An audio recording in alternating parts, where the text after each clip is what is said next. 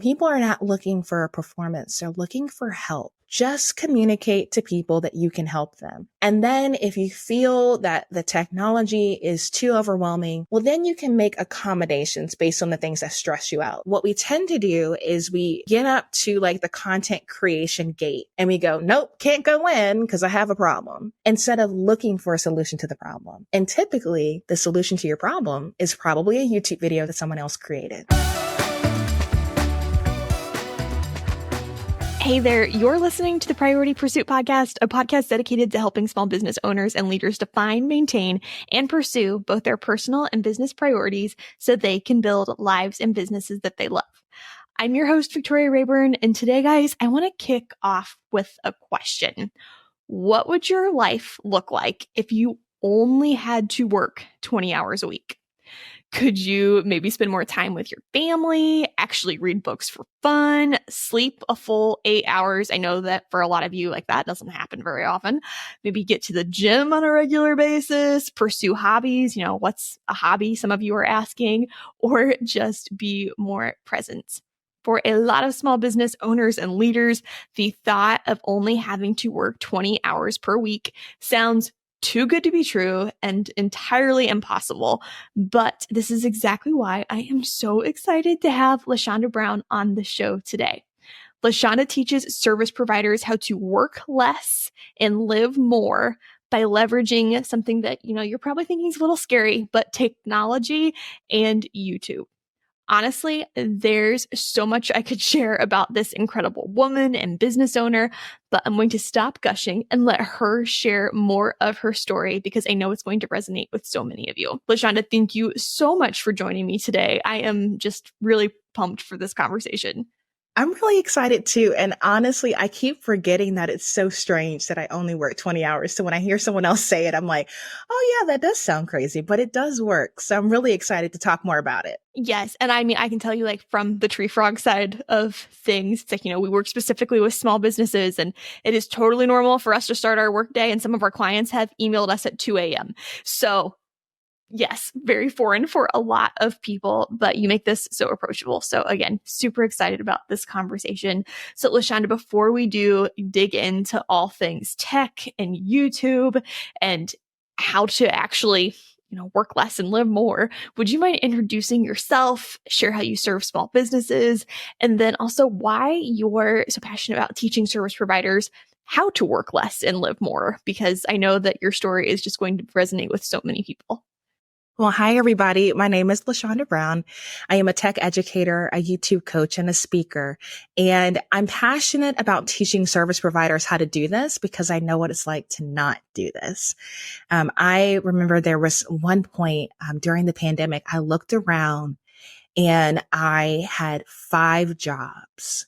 That was not the plan. I was running 3 businesses of my own. And then I decided that it would be a great idea to be a fractional CMO for a chamber of commerce and a staffing agency. And I just thought, we've clearly learned how to do the most. How can we do less? Because this is nuts, driving all over town, changing clothes multiple times a day. It really just felt incredibly inefficient. And so I remember, a lot of people choose a word for the year. And I chose a word that was not sexy, but it really spoke to where I was. And the word was consolidate. And the interesting thing about the word consolidate is it's not just about, paring things down so you have less of it. Like people think of consolidate in their debt, right? You consolidate your debt to try to have a better chance of paying it off. Consolidate also means paring things down to make it more coherent and stronger, which is what I wanted. I just felt incredibly beat down. I felt incredibly scattered and I wanted to operate with clarity. I wanted to be more calm. I used to tell my husband that I thought I was addicted to stress because I would wake up just frantic and no one said a word to me, but I just started the day with that type of energy. And I thought, there has to be a better way. So when I talk about work less, it's not that I'm doing less stuff. We actually talked about this before the podcast. I'm doing a lot. However, I have figured out how to leverage technology to automate some of my processes, to eliminate some of the things I was doing manually. And I also have a team. I've learned how to freely delegate, and trust people to help me accomplish what I need to do. And so that is my mission. I think it's not necessarily something you can do right out the gate. I would not recommend starting a business only working 20 hours. You gotta, pay your dues a little bit. I'm so glad you said that. You know what I mean? Like, it's not a day one type of thing, but I do think it is aspirational for people who aspire to live a more balanced life. I've looked around and seen a lot of my friends who are accomplishing beautiful things in their business, but their health is in the trash, And so it's important that we not just work well, but we live well. And so that's why those two components are super important to me. And so I just try to be my own case study and share my journey on YouTube. And it has helped free up so many people because now they see, well, it's clearly possible because she's doing it and I'm willing to help them get there. I love that. Okay. So LaShonda, I think a lot of people are listening right now and thinking like, all right, 20 hours a week, like you're using technology, you clearly have a team, but what does a typical work week actually look like for you? Because again, you notoriously work just 20 hours a week. So how is that? They're like, how is that possible? How do I get there? Oh my goodness. Okay. So the first part of it is going to sound so woo and so indulgent. And I really just want you guys to give it a chance. My morning routine literally takes me 4 hours. Now, it does not have to take everyone that long, but this is what I mean by that. I work out before I start work. I meal prep. I clean the common areas of my house.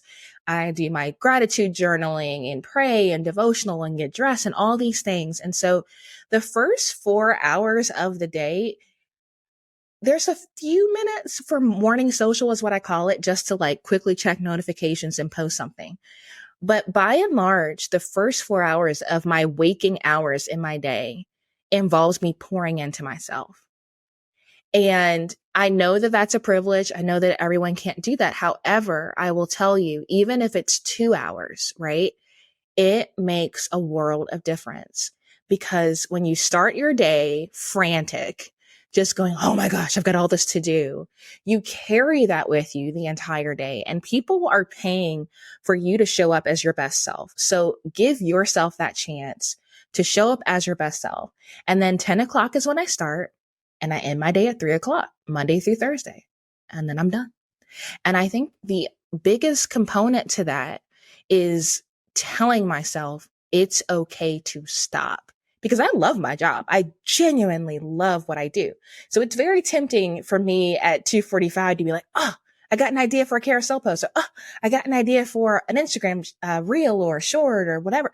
And it's like, no, because what I'm trying to do is prevent burnout from happening because burnout looks like everything ceases to exist. You can't do anything in a state of burnout. So I would rather do less in the day than do a ton and burn out.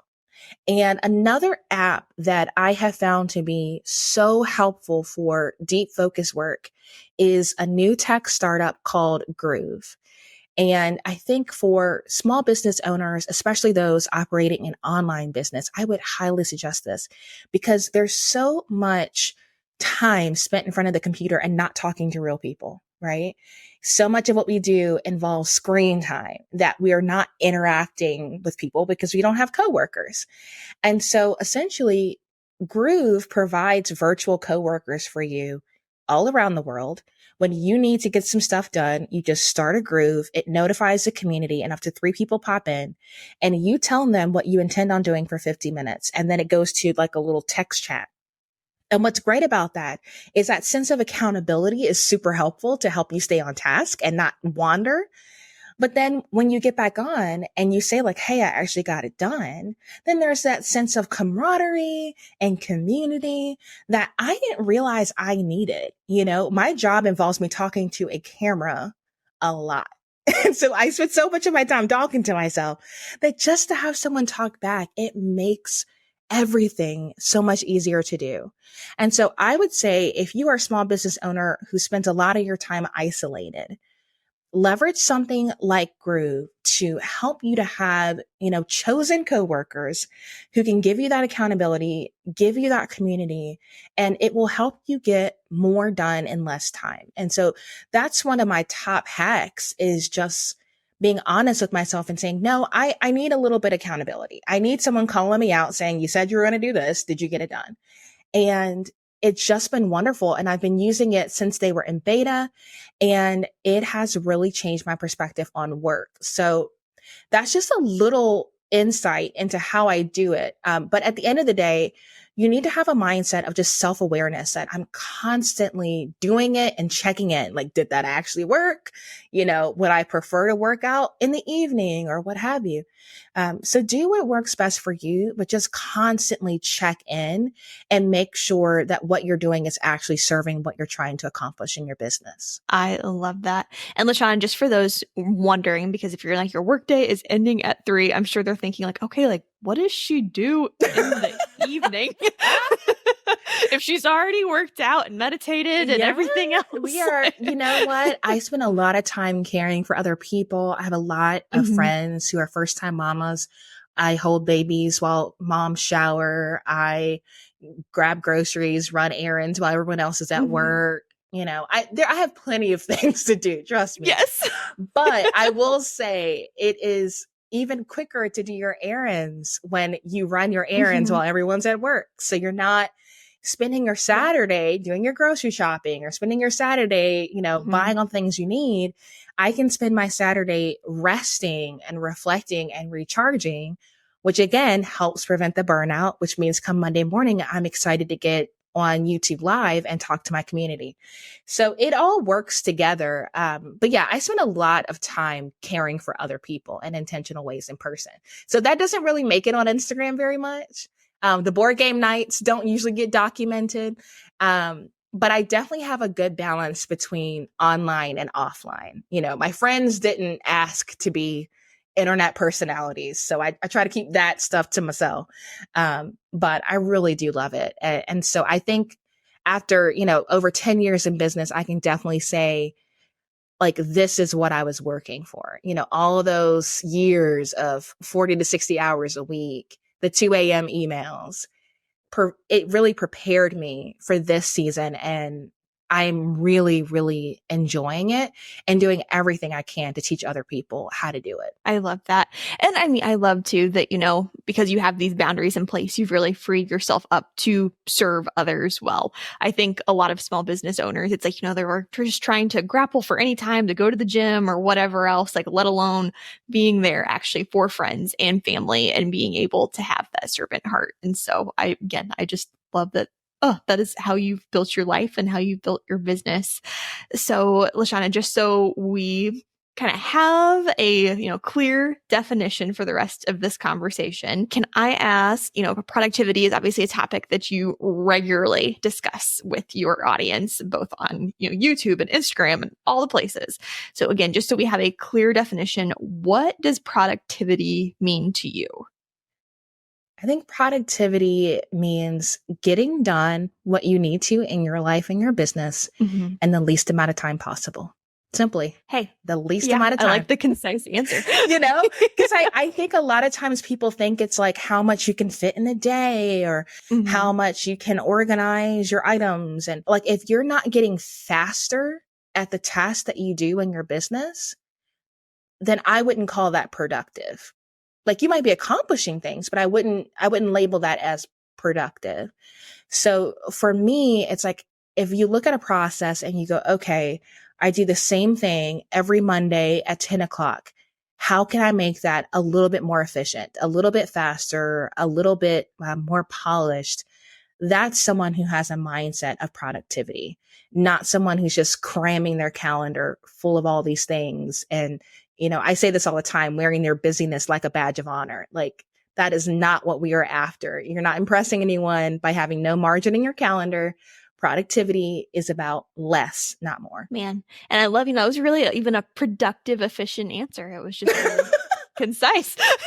I feel like you've thought about like, how can I productively answer this question more productively?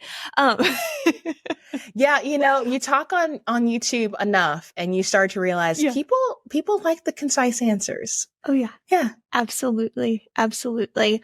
So LaShonda, kind of while we are, I guess, on the topic of productivity, do you have any advice for people who, as small business owners, we all have a million and one things going on. And I would argue that a lot of the things that most of us are focusing on don't actually matter. They're not really productive. They're not really helping you get to that end goal. Do you, out of curiosity, have a process for figuring out like, okay, these are the things you should actually be focusing on in your business?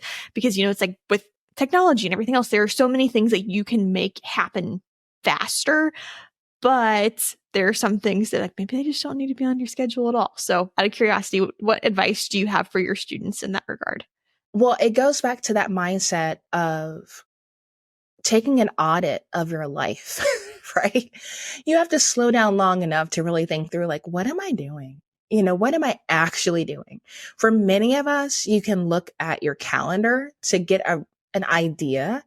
But I think oftentimes there's so much on that calendar or so much missing from that calendar, whether it's 3 hours on Instagram or, an hour just daydreaming or what have you. And so I think it's important that you audit your time and you really be critical with the things that are on your calendar and think about, is this a profit producing activity? Like, is this actually helping to lead me toward making money in my business? Or is this something that I feel obligated to do or just something I just like doing, so I've justified it? And the reason why I say that is because I think, at least for me personally, I can't speak for everyone, but in the very beginning of being an entrepreneur, I really thought that my business needed to fulfill me personally, that I was looking for my identity in my work, that I wanted my clients to be my best friends. And I think it's super important to separate the two. Business is about serving your clients well, but business is business and personal is personal, right? And so often, we justify spending hours and hours on social media because it's entertaining for us personally. But if we were to be honest and say, well, here are my clients, how did they actually find me? It's word of mouth, it's referral, it's your website, your blog, the things that are maybe less fun for you to do, but more effective. And so I think that when you start just being honest with yourself and being willing to be different, the amount of times that I have second guessed how I do things because I can't look at other creators saying, well, they do it like me, so clearly it must be the way things should be done. It's important that we lean into our individuality. People aren't just looking for cookie cutter business models. You need to say, if I were going to combine my values with my skill sets, what would that business look like? Don't worry about what everybody else is doing, because what will happen is you will attract the people that value the things that you value, and doing your work will be so much more joyful. Even if they don't become your best friends, the process of serving them will be so much more enjoyable. And so I just think that level of self-awareness has really changed the game for me. I was not there, 3 to 5 years into business. This is a decade's worth of hindsight. But I can honestly say the business I'm running now versus what we created in 2011 is the business that really fuels what's important to me in life. I don't feel beholden to someone else's business model. Like, this is custom made for me. It works for me and it works for the people that I serve. What would you do with an extra 45 minutes every workday? That would save you 16 hours a month or roughly 8 days a year. And over the course of your career, we're talking about over 1 year of your life saved. All that time back. Well, many independent business owners spend far more than 45 minutes a day on administrative tasks. And with HoneyBook, you can get that time back and then some. HoneyBook lets you easily manage projects, contracts, invoices, scheduling, and client communication, saving you time and allowing you to better serve your clients. For a discount on your first year of HoneyBook, visit honeybook.com and subscribe with the code PriorityPursuit. 45 minutes a day adds up quickly. Use it to focus on what matters most. Do you ever get frustrated when you have to wait weeks for your web designer to make a simple change to your website? Is your current website so slow that it's hurting your SEO? Or do you wish designing a web page was easier? If so, you have to try Showit. It's a drag and drop website platform that provides complete creative freedom over the layout and design of your website. So whether you're looking to DIY your site with a Showit template or work with a professional designer, Showit is the perfect web builder for small businesses. As an agency, we build many of our clients' websites with Showit because it gives our designers the freedom to build strategic, visually on-brand websites rather than being forced to use a specific layout like you are with other website builders. And it comes with robust servers, meaning Showit websites are exceptionally fast, even if you're a photographer with lots of images on your site. And it's easy for our clients to use. While we are always happy to make website changes, things can change fast in small businesses. And sometimes our clients need to be able to easily update a thing or two on their own websites. So we love Showit so much that we want to give you an opportunity to try our favorite web builder for free. Whether you'd like to try Showit or you're already convinced that it's the right web builder for you, visit treefrogmarketing.com/Showit to receive 1 free month of Showit. Again, visit treefrogmarketing.com/Showit to try Showit for free and so that you can have a website that is easy to use but works as hard as you do. Love that. I knew this episode was going to be full of a lot of wisdom. So thanks for letting me also throw questions at you that we did not send over. I am Much all appreciated. for it. I'm an open book. Oh man. Okay. Well, I know that people are they're very excited to hear from you about technology and AI and YouTube because you are just the queen of all of this. So LaShonda, with this in mind, what are some practical ways that small businesses can use technology to give themselves both more time and more financial freedom? And if you have any specific tools to recommend, I'm sure listeners would love that. And we'd be happy to include links in the show notes. And I know that's a really big question, but honestly, it's like, this is what you talk about day in and day out. I know you have so much to share. So, well, I think the best place to start, to be honest with you, because I'm a tools junkie, because again, that's what I do. So if you guys go to LaShondaBrown.com/tools, that is my landing page for all the random stuff that I've discovered that does really cool things. I'm working on a project right now with a tool called BigView, and it is my teleprompter app.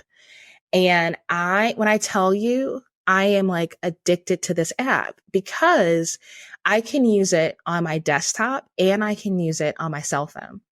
And so I find the combination of using voice to text in my notes app on my phone, because I talk better than I write, then copying it, putting it in BigView so that I can create YouTube shorts or Instagram reels, whatever. It is a sick combination. And so when companies hire me to create Instagram reels and they want something really specific, they want me to talk about a certain feature or a certain tool, I just dump that in BigView and I put it on my cell phone and it really looks like I am just speaking from the heart. And that is not the case.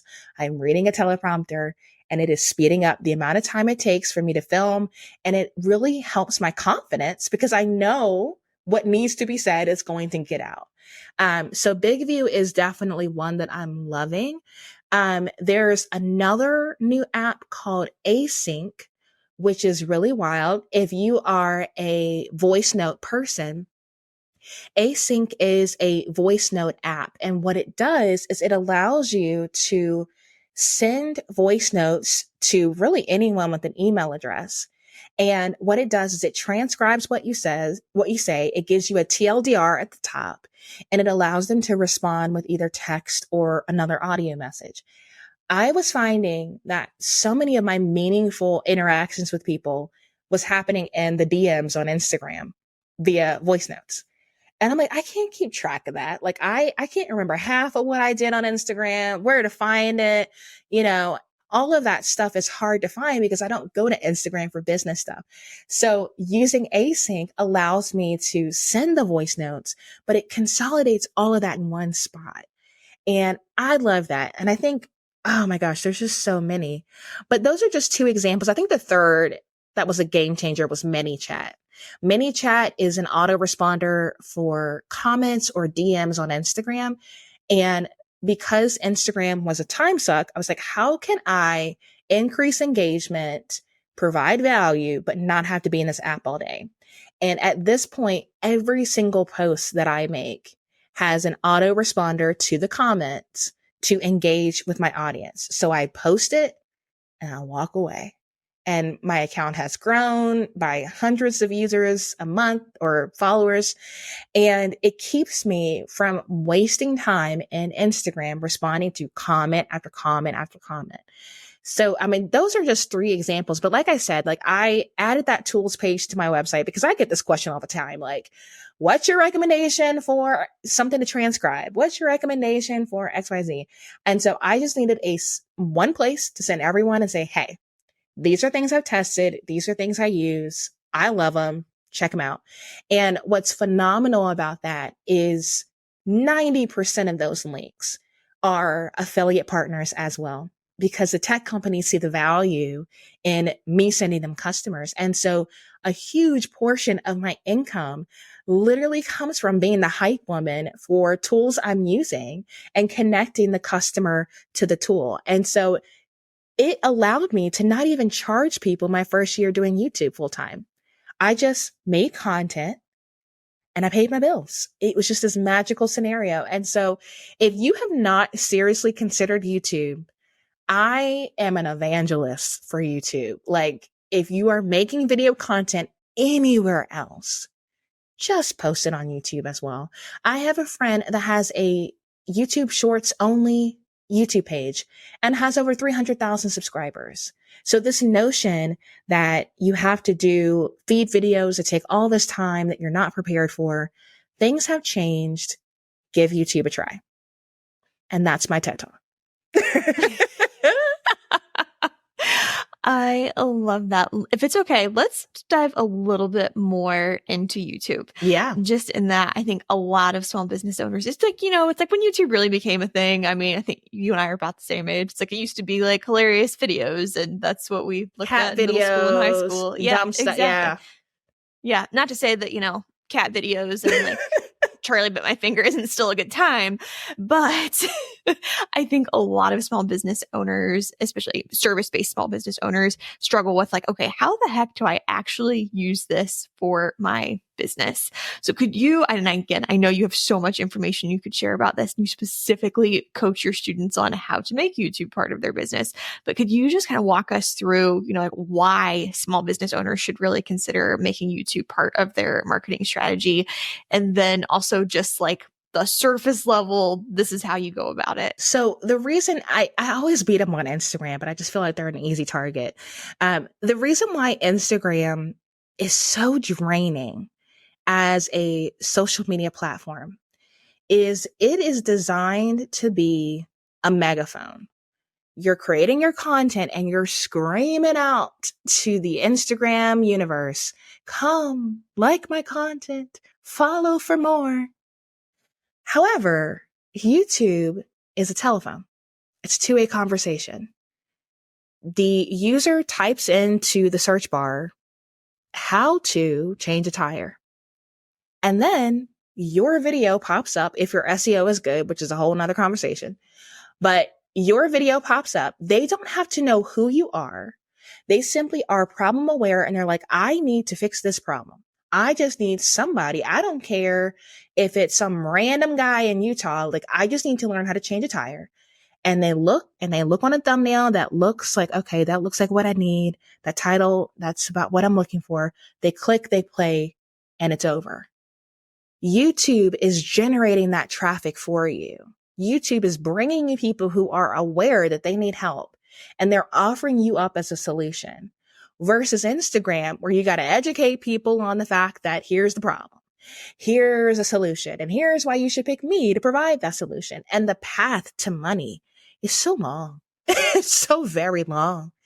Versus YouTube, you create that piece of content that shows that you are confident, that you are capable, that you're competent.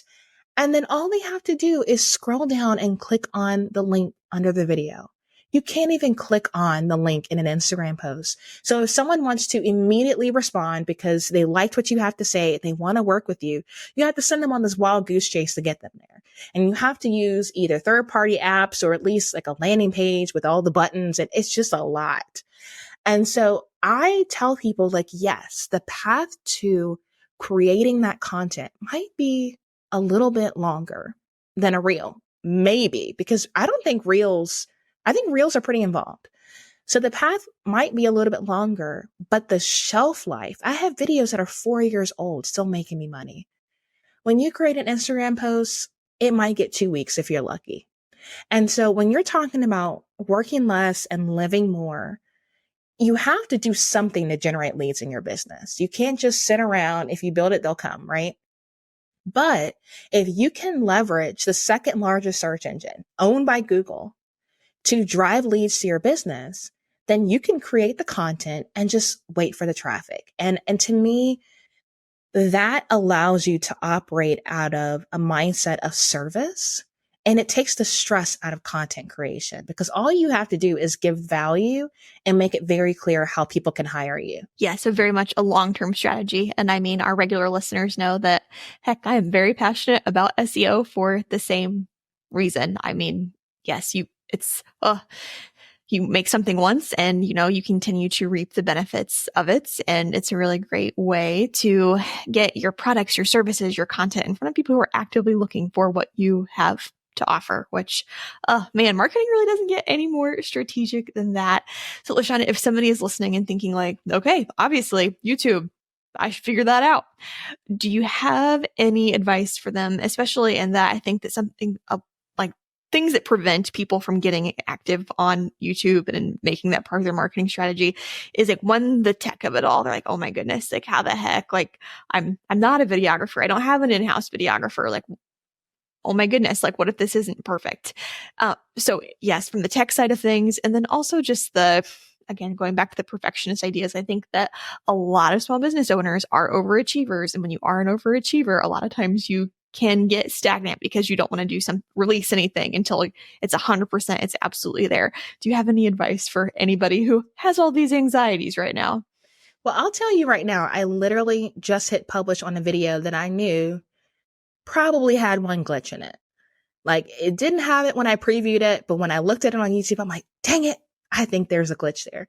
And I had that moment of, okay, should I go ask my husband to re-export it to fix the glitch and it is not that serious. People are not looking for a feature film on YouTube. They're looking for a solution to a problem.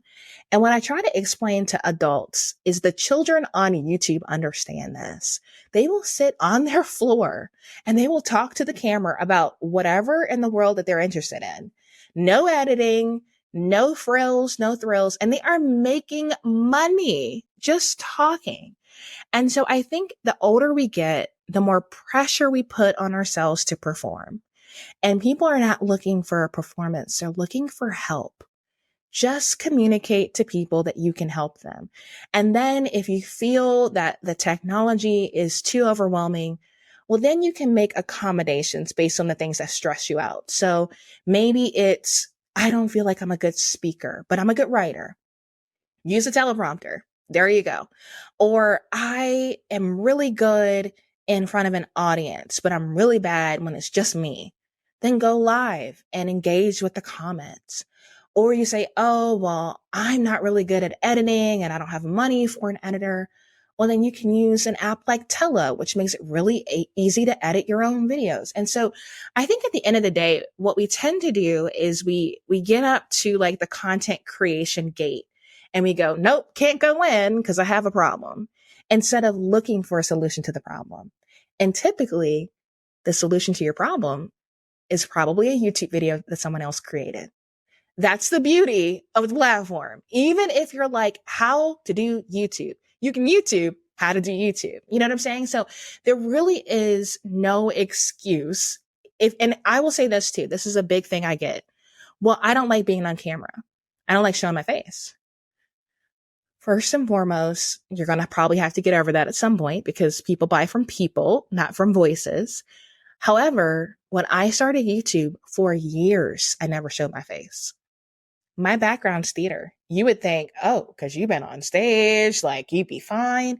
But when you're saying your own words, when you're putting yourself out there, it's a completely different animal. And so I was stressed. And so I thought, you know what?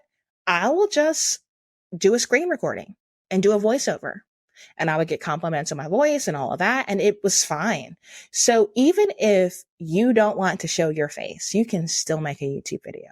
I have friends that didn't show their faces for years and have 500,000 on YouTube. So if the content is quality and it meets a need, you'll be fine. So I will tell you at this point, if anyone has an objection to YouTube, slide into my DMs. I will tell you you're wrong lovingly and give you a solution. But if a child can be on YouTube, you can be on YouTube. We just need to overcome some of those roadblocks. Oh, love all of that. And I have a feeling you're about to get quite a few. That's fine. We talked off the YouTube ledge.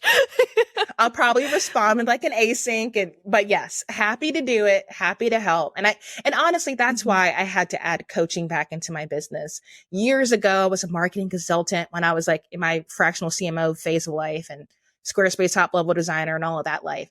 But I realized that it wasn't just that people saw me doing YouTube. They wanted to do YouTube like I was doing it. I didn't look pressed. I didn't look stressed. And they're like, I want that. Help me do that because everything else is freaking me out. And so it's just such a joy watching people go through that transformation. And one of my coaching clients posted her first video today. And I'm like, she's so much better than I was when I started. Like, I'm like, girl, you are on camera. You have got, everything down. You look poised. You look professional, but approachable.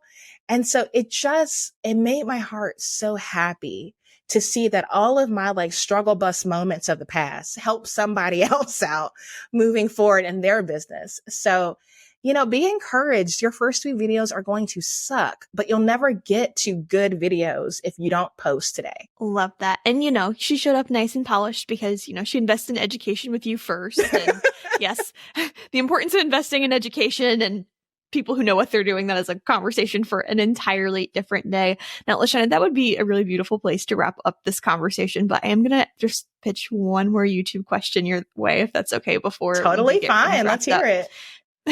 As you had mentioned, if you're already creating other videos, just put that on YouTube. Yeah. Which, as a marketing agency, is like, we're always trying to think about how can we get the most out of every piece of content. If we're going to write this blog post, if we're going to do this video, if we're going to do this podcast episode, like how many different ways can we take this content and repurpose it? Yeah. So for those who are listening and thinking like, okay, obviously YouTube sounds great, but time is a factor for me and I don't necessarily know how I'm going to fit this into my schedule. Can you give us some suggestions on ways that people can maybe repurpose what they're already doing so that way they can have a YouTube presence? Yeah. So we actually did a test yesterday that I will clue you guys into. So I did a YouTube live on a friend's YouTube account. And I thought, man, this content was really helpful, but it wasn't hosted on my channel. So like, what can we do with this? Right. And so this will be a common thing with like a podcast interview or a YouTube live or Instagram live situation. And so because it was hosted on YouTube, we were able to take the video down. She sent us like the file from StreamYard and we put it into an AI tool called Opus Clip. And when I tell you, this thing blew my mind, it took an hour-long interview and it just automatically spit out 8 clips. Like it just said, like, these are like 8 moments that were great. Now, I am not a developer. I cannot tell you how it knew what would be good and what wouldn't be. But the reality is we went from a 60-minute YouTube live conversation to 8 clips that could be YouTube shorts, that could be Instagram reels, that could be posted on LinkedIn.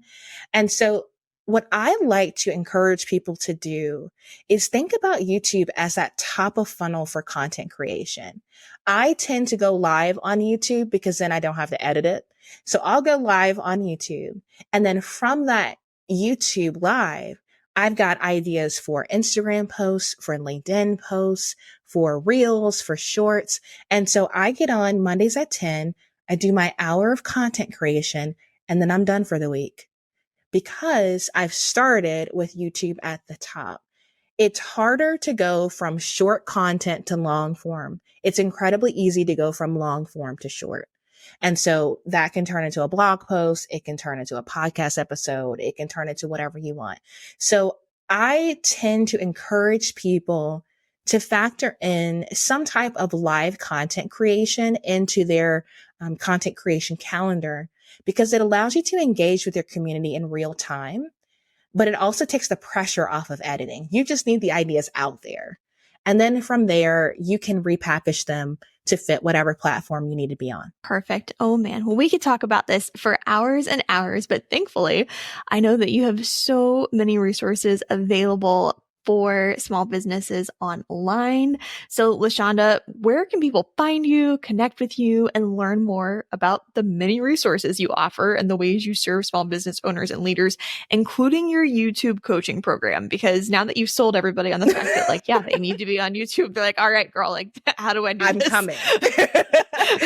So my home base is LaShondaBrown.com. So that'll take you wherever you need to go. That's going to let you know about my $10 monthly workshops, my YouTube coaching, my channel, tools I'm using, things like that. But I did recently start a new newsletter that I'm really excited about because I wanted to create a newsletter designed for service providers trying to do video. I'm like, these folks are not being served well. I want to give them something specific to that problem. And so if you go to videos.serve.com, you can sign up for that newsletter. Eventually, it'll be a LinkedIn newsletter as well.